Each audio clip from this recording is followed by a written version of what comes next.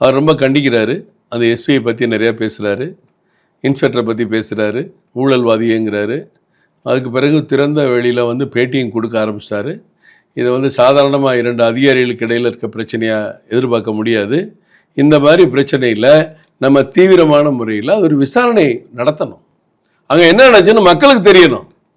2 காவல்துறை அதிகாரிகள் யாராக இருந்தாலும் மக்கள் சேவகர்கள் தான். இது வந்து திமுகவுடைய வேலையாட்கள் இல்லை. அப்போ 2 பேருக்கு என்ன பிரச்சனை நடந்துச்சுங்கிறத ஒரு விசாரணை நடத்தி, இந்த மாதிரி ஒரு விசாரணை நடந்து நீதி நிலைநாட்டப்பட்டால் தான் மற்ற காவல்துறையில் இருக்க நியாயமான நேர்மையானவர்களுக்கெல்லாம் ஒரு நன்மை நடக்கும். அவங்களும் மக்களுக்கு சேவை புரிவதை துணிச்சலை வருவாங்க.